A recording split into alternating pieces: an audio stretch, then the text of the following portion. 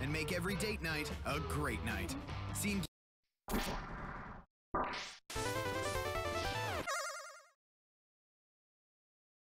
Hey everybody, I'm Peanut Butter Gamer and welcome to this video! Some of you may remember a video I did during the last Zelda month about hacking the Wind Waker, and I thought maybe it's about time I did another video about hacking a video game, except this time I'll be doing Super Mario 64 for the N64. Let's do it. Let's start off with some relatively simple hacks like a Fast Mario hack. Fast Mario makes Mario, you guessed it, go fast. Which I can assure you is not always a helpful thing. If Fast Mario is a bit too much for you, why not try Slow-Mo Mario? It even rhymes. Whoa, man. This is like really boring, actually. How about this hack called simply Lakitu's Day Off? Which does... yeah. See you later, Mario! Hey look, I'm in a cannon! Okay, now I'm not. It doesn't really look like I'm gonna be going anywhere with this one. There's always the trusty jump really high hacks. Now you can get to the top of a level lickety-split. Still think I suck now, Timothy from high school? You know who you are, Timothy. But don't forget, no matter how far you fall, all you gotta do is ground pound at the last second, and you'll be fine. Or you can use a hack that lets you walk on water, sinking sand, and other hazardous landscapes, which I gotta say makes lethal lava land much easier. Here's a hack that just turns the whole screen white. That's not what it was supposed to do, but that's what it did. It's science. Now I've heard about these speedrun things, and if you think that's impressive, you should try a slow run. I made it up myself. It's the same basic principle, except instead of beating the game as quickly as possible, you have to beat it as slowly as possible. And just in case you were thinking about cheating, if you accidentally run too fast, Mario will spontaneously combust. Yes, it is a hack where Mario explodes if he runs too fast. Even the Mario in the start screen menu isn't immune to the rules. Oh, and sometimes you blow up just because. How about a hack that makes Mario blow up if he touches anything? He blows up if you touch enemies, trees, bridges, coins, and sometimes even the air. But I guess none of that really matters because you can't even get through the castle doors without blowing up. Silly Mario, living is for kids. For even more challenge, try this hack that makes Mario slowly lose his health over time. Better grab those coins or you know what's gonna happen. Everybody who played Mario 64 when it first came out remembers the start menu where you can mess with Mario's face. It was really funny at the time, and it still is, but if you corrupt the game enough, you can make stuff like this happen. Everything about this is creepy, but I think the weirdest thing has gotta be his eyes. They're just kinda hovering around there. Or how about this?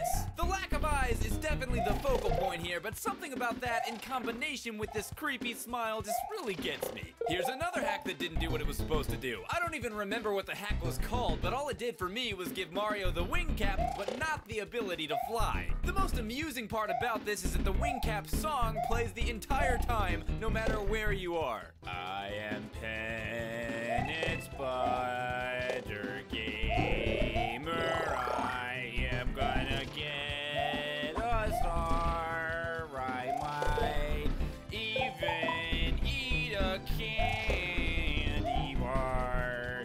Wait, peanut butter? Cannibal. Whether it's the original N64 version or the DS port, there's always been, usually fake, rumors about other characters that could be unlocked in the game. Then there was the one that was actually real, Yoshi on top of the castle if you managed to get all the stars in the game. But I bet you never expected him to do this. Yes, Yes, you saw it right. Yoshi just killed me. But don't worry, you can get your sweet revenge with a hack that makes Yoshi spawn outside the castle near the bridge. Just pick him up and blast off. Wait for the explosion. There we go. You can also make Peach appear in the castle courtyard. You can even tell her what animations to do. If you don't, she just kinda walks off into the ground.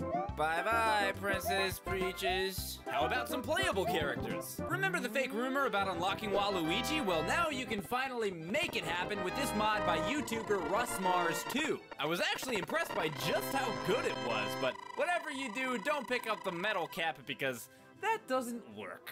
Well, I guess it kinda almost works. You just gotta click a lot. People are constantly asking me to talk about a Sonic game. Well, here you go.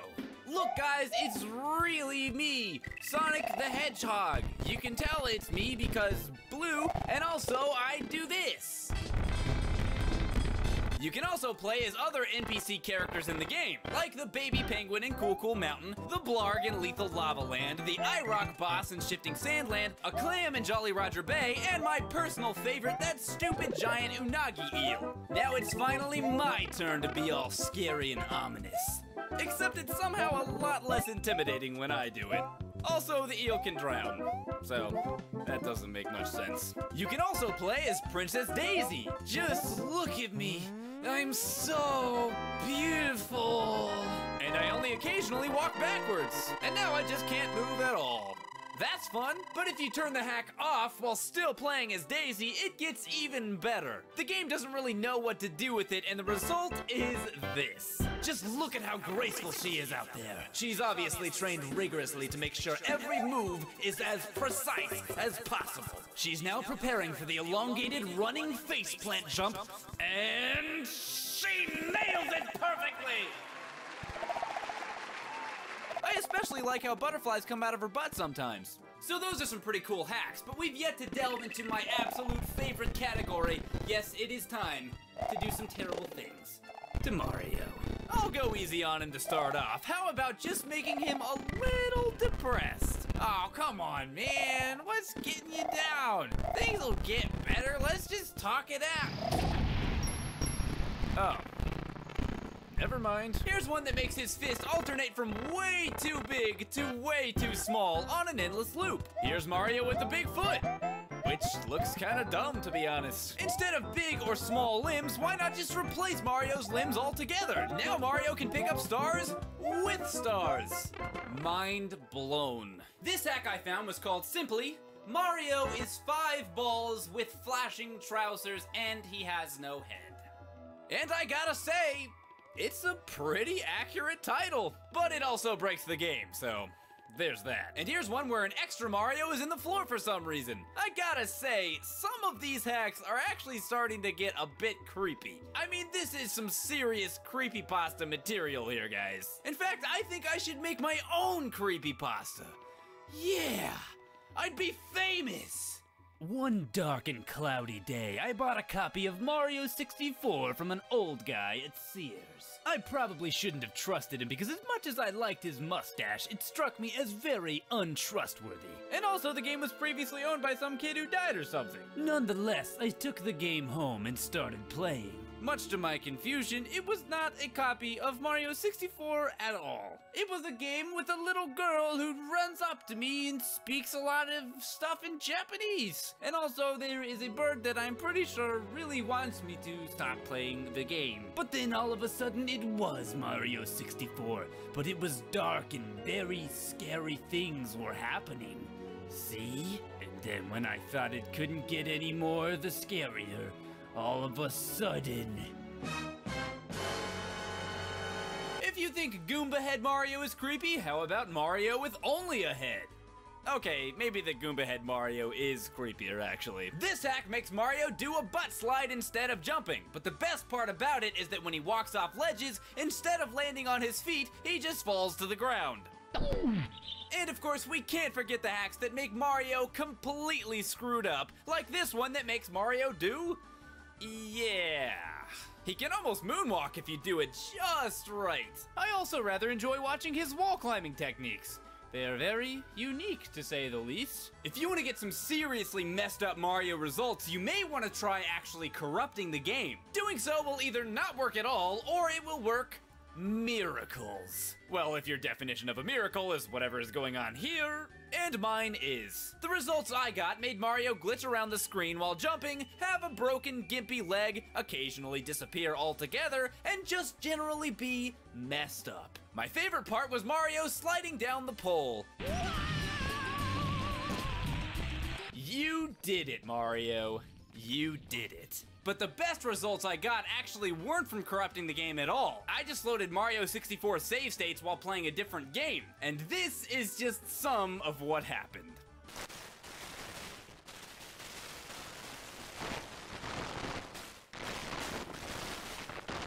It's Mario 64, everybody! Isn't it just how you remember it as a kid? Just listen to that music.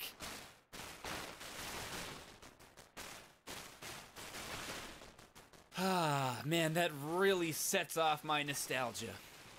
And my nightmares. You know what? I think I'm gonna go for a slide now. Whee!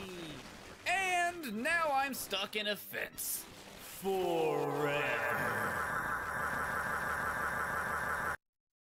Hey everybody, thanks for watching my video. I hope you liked it. And if you want to see more videos in the future, then why not subscribe? If you want to try some of these hacks for yourself, then check the description below where I have some links that you can check out. If you want to watch the last hacking video I did on the Wind Waker, then click right here. And if you want even more updates and stupid stuff from me, then follow me on my Facebook and Twitter pages in the description below. And if you want even more Mario action, then click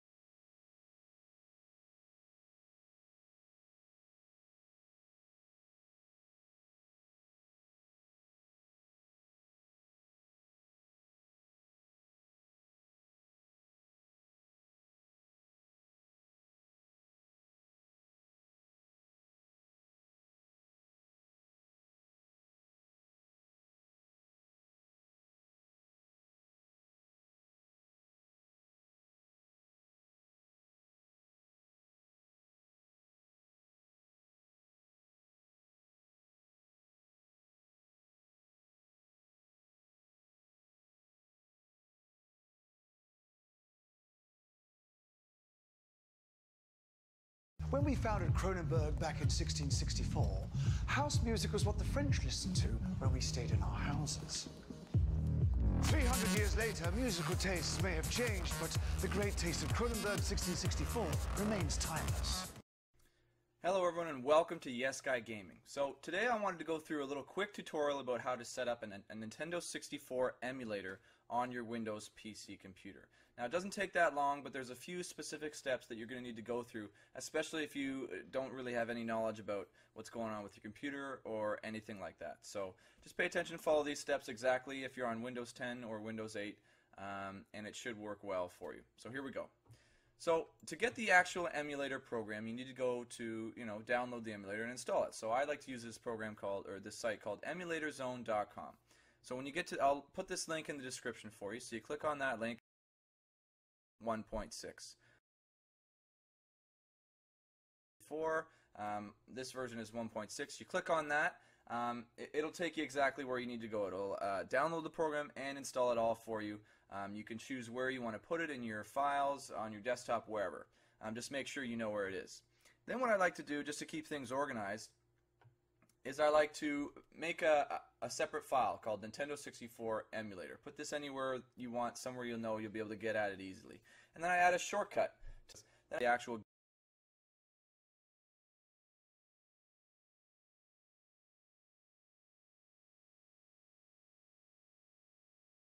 So to get one of those, there's a lot of sites you can download from, but the one I like to use is emuparadise.me. Again, I'll put this link in the description.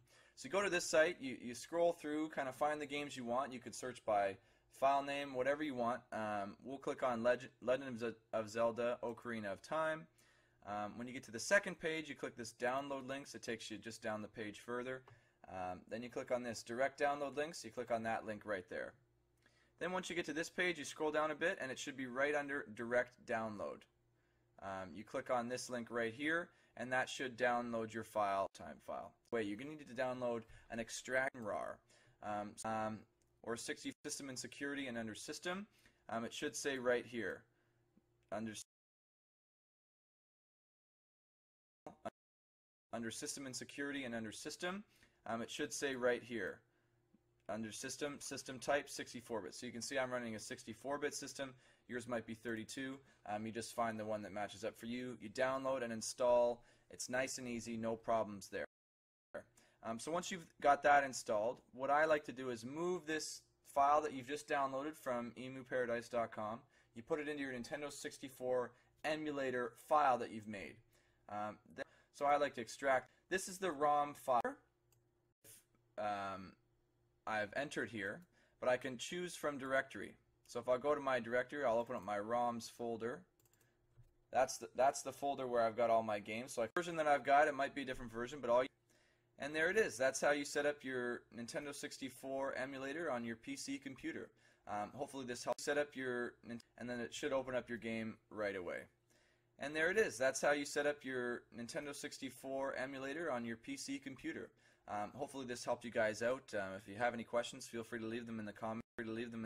Nintendo 60 guide, it might be different. It has a list of all the ROMs that I've entered here, but I can choose from directory.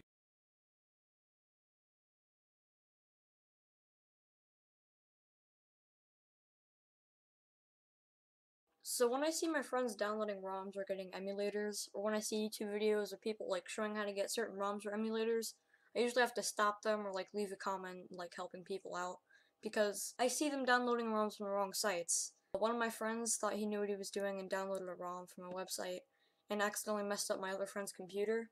By the time I found out, it was already too late.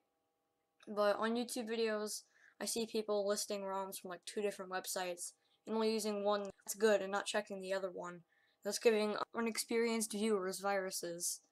But I myself have a lot of experience in emulation. I've been doing it for about 5 years now, so I like a really commonly used virus ROM site that I see people using. If you can even make it to the download, which is actually kind of hard because it prompts you to download their toolbar extension, and if you say skip both times, it still downloads it. But if you do get past that, then it downloads an exe file disguised as a ROM, which has the free ROM's logo as the icon. I've never actually opened it because I've obviously automatically deleted it or my virus protections have gotten it. But I've heard that if you open it and you don't let your virus software get rid of it, it downloads a toolbar on your PC, which is almost always viruses, and a ton of adware, and doesn't give you a ROM. But yeah, this one's the worst. Don't ever visit this site. But the second bad one is Portal ROMs. Portal ROMs makes it hard to download in the first place, because it makes you wait 90 seconds to get your download, unless you control left-click and add. If you can make it to the download, it downloads a .torrent file on your computer, which is an immediate red flag. I'm going to read to you what a torrent file is straight from a website called whatis.techtarget.com, so credit goes to them for this explanation here. Torrent is a file extension for a BitTorrent file format used by BitTorrent clients. Torrent files contain text and point out the trackers for a download to begin downloading from distributors, known as seeders, and requesting clients, known as leechers. BitTorrent is a content distribution protocol that enables efficient software distribution and peer-to-peer sharing of very large files, such as entire movies and TV shows, by enabling users to serve as a network redistribution points. BitTorrent allows sharing of downloaded portions of a torrent that other users have not fully downloaded. BitTorrent's protocol has been described as a swarming, scatter, and gather file transfer protocol. Rather than having to send a download to each customer requesting it, the seeder. Hello everyone and welcome to Yes Guy Gaming. So today I wanted to go through a little quick tutorial about how to set up a Nintendo 64 emulator on your Windows PC computer. Now it doesn't take that long, but there's a few specific steps.